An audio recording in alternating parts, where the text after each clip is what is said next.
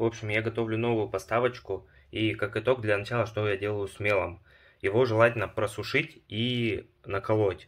Почему накалываю? Во-первых, для удобства, для покупателей, да. Плюс ко всему, если вы его просушите, он будет еще и легко колоться. После этого идет упаковка в пакеты, дойпак. После чего сейчас смотрим, что будет дальше. Итак, следующий этап это очистка, после чего буду каждый пакетик запаивать. В предыдущей поставке было всего 250 товаров, два товара было по 120 где-то позиций, 250 общее количество. В этой поставке будет примерно 600 позиций и где-то 5 товаров. Смотрим следующий этап. Третий этап. Я все упаковал запайщиком, то есть запаял все пакетики и сразу их сложил. Для чего это делать? То есть я же мог наклеить сразу штрих-код и основную часть этикетки, сторону точнее. Но, как по мне, так удобнее. То есть мы упаковали все. Я изначально сделал 110 пакетиков, влезло в коробку вообще 130.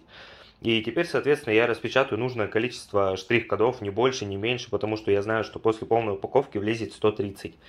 И после этого сейчас смотрим, что я буду делать дальше, потому что еще осталось несколько этапов. Следующий этап упаковки, это нужно наклеить лицевую сторону и, соответственно, сам штрих-код. Также в этот раз, кроме пакета дойпак с застежкой Ziploc, будет еще вот такая вот прозрачная упаковка для более лучшей целостности. На данный момент все выглядит вот так. Это просто упаковка запаяна запайщиком. Ну и сейчас основная часть упаковки. Вот это мне сейчас нужно упаковать. И это лишь один сорт, 130 единиц. Это у нас песочный сорт. Ну, поехали.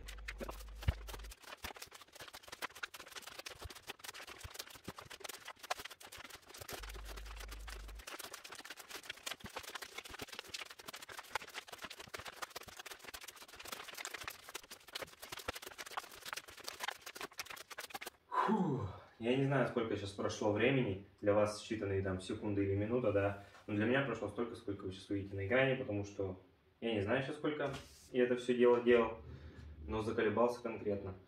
В общем, сейчас я упакую эту коробочку и, соответственно, вторую. Это у меня первый товар, это курабье, а второй товар будет пиленый мелок. Его я соберу чуть позже, сейчас немного надо отдохнуть.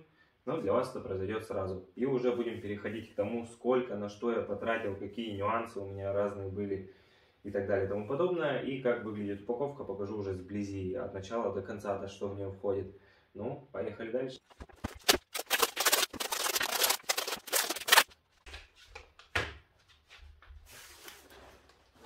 Поехали. Второй товар.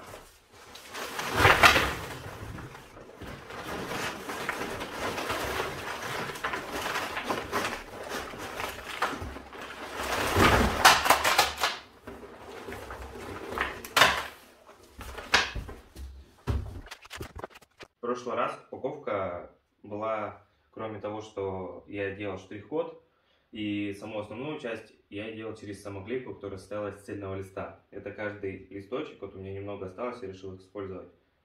Нужно было, в общем, конкретно так помучиться, чтобы его вот отделать. И как это выглядит на той самоклейке, которую я приобрел сейчас. То есть там мы отклеиваем, разрезаем, мучаемся. Здесь же ты просто берешь и делаешь его.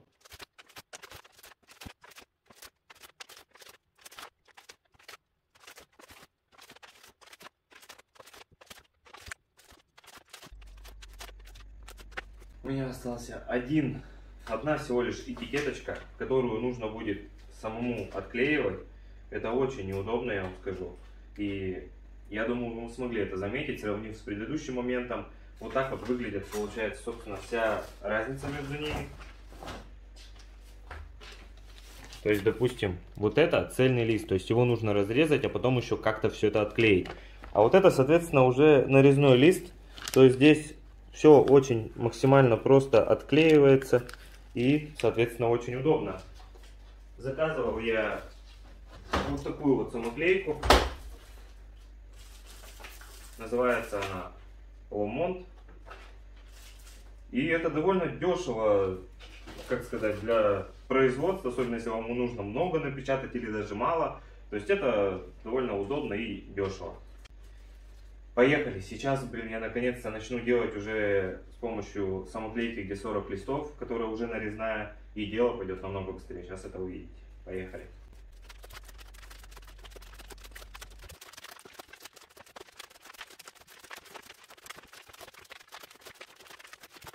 И по поводу того, почему я дополнительно делаю вот такие прозрачные пакеты упаковку, хотя казалось бы, да, пакет дойпак, застежка вот эта Ziploc, плюс ко всему у меня еще идет запайщиком, я все здесь запаиваю. Но было несколько отзывов, два, если я не ошибаюсь, по поводу того, что приходило с открытой упаковкой. То есть навряд ли бы, ладно бы оно было не запаяно, могло открыться, не спорю. Но когда тут запаяно и упаковка просто оторвана, ну это уже странно. Возможно, на Wildberries кто-то там что-то открыл. И поэтому, чтобы было более надежно, так сказать, я упаковываю еще дополнительно вот в такие пакеты. Ну, вариантов больше нету, поэтому делаю так. Так, это был последний пакетик. Упаковка выглядит вот так. Внутри, соответственно, сам товар. Сверху упаковка Ziploc. Ну, именно пакет, застежка Ziploc. Точнее, вот она, здесь идет застежка. Плюс ко всему, он здесь у меня запаян. Вот так вот лучше сделаем. Он здесь запаян. Потом идет основная этикетка с этой стороны. Штрих-код товара. Ну и вот этот вот прозрачный пакетик. Можно было бы, конечно, без него, но безопаснее, и поэтому лучше с ним. Сейчас я все это дело упакую, вот коробку, и вернусь ко всем нюансам, сколько я чего затратил, сколько получил там и так далее и тому подобное. Всех приветствую на канале. Сегодня уже совершенно другой день. Я наконец-то только что сделал отправку в транспортную компанию своего груза. И сейчас поговорим о всех нюансах. Давайте начнем со стоимости товара и сколько я чего на что потратил. Итак, 115 рублей я буду называть все за одну единицу товара. 115 рублей за единицу товара у меня взял Wildberries. За всю логистику хранения у меня вышло 115 рублей за единицу товара. 6 рублей у меня вышла доставка до именно склада Wildberries. Я делал поставку в город Казань.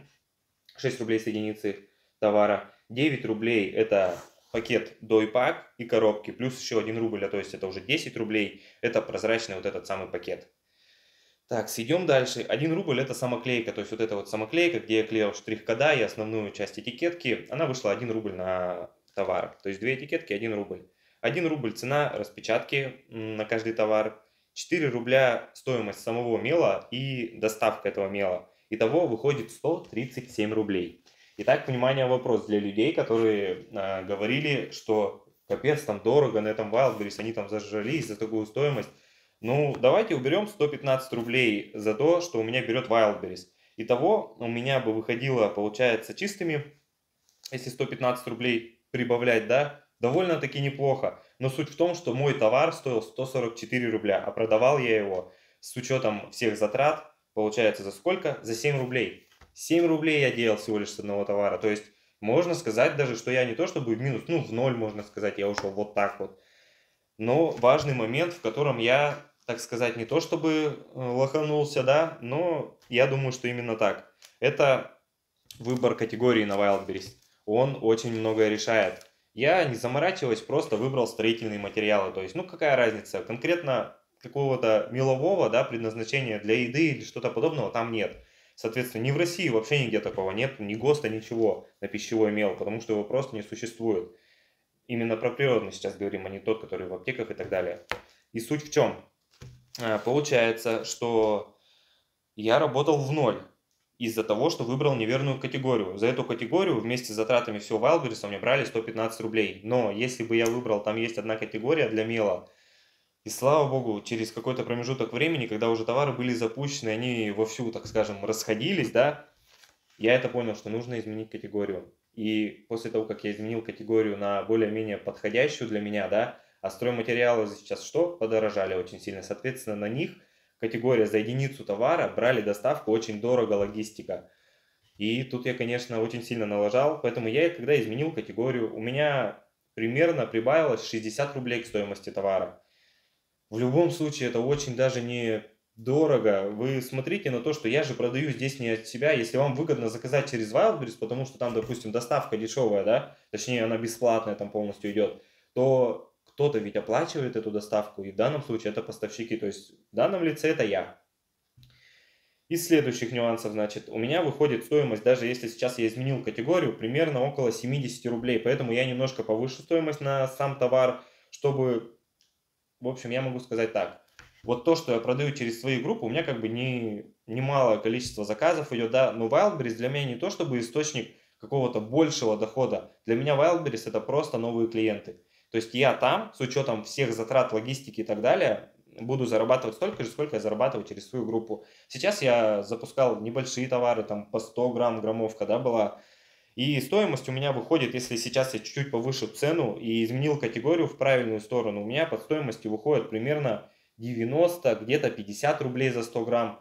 Тоже, то есть та же самая стоимость, что я продаю сам через свою группу. Если вы хотите заказать через меня, без проблем закажите. Но тогда у вас доставка, минимальная доставка, даже до той же Москвы мы возьмем, да, она будет стоить примерно 240 рублей.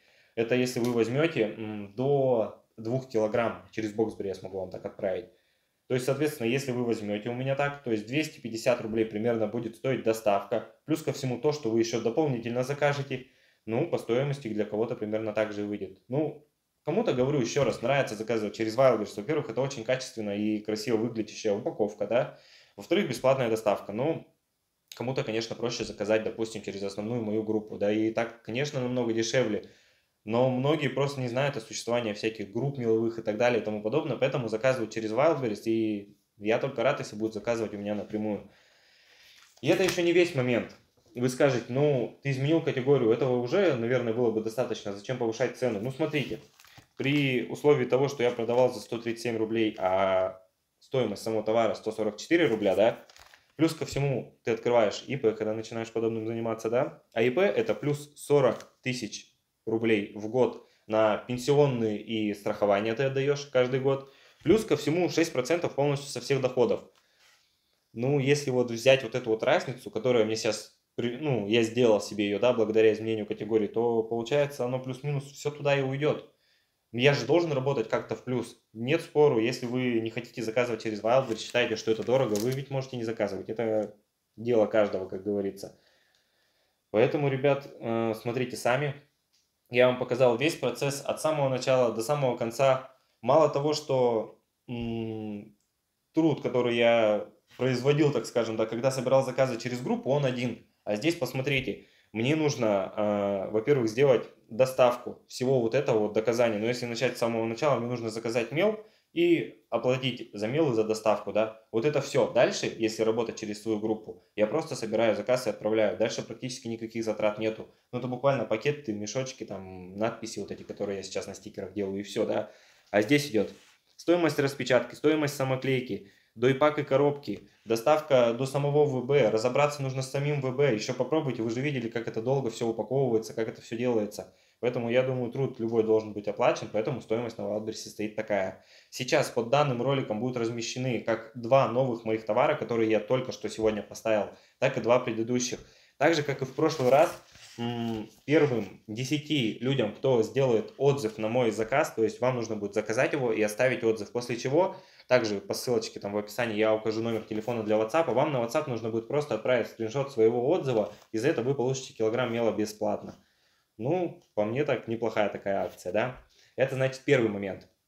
Второй момент. В прошлый раз вот некоторые спрашивали, а что с предыдущими отзывами? А ты отправил все? Да, я все отправил, но скажу честно, это было нелегко. По причине того, что на момент, когда достаточное количество товаров, может быть 50 я уже продал, да, около 30 уже отзывов было, и люди, которые мне писали, вот первый, одни из первых и даже первый, второй человек, мне уже писали со словами, я понимаю, что, возможно, не успеваю на эту акцию, но вдруг мне повезет. И суть в том, что некоторым я отвечал, да вы вообще первый, да вы там второй и так далее. Ну, то есть люди некоторые не верили в то, что они успеют.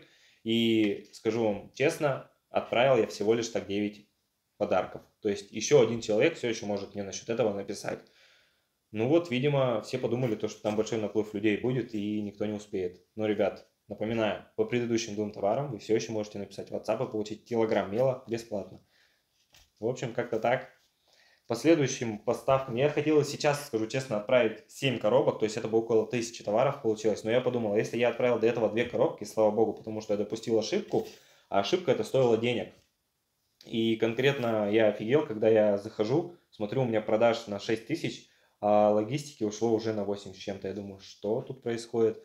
Но это не такой уж важный момент, потому что, во-первых, логистика взялась сразу за все товары, это ладно, но то, что 115 рублей ВВ взял в целом на товар, это, мне кажется, дороговато получилось. Жду всех в комментариях.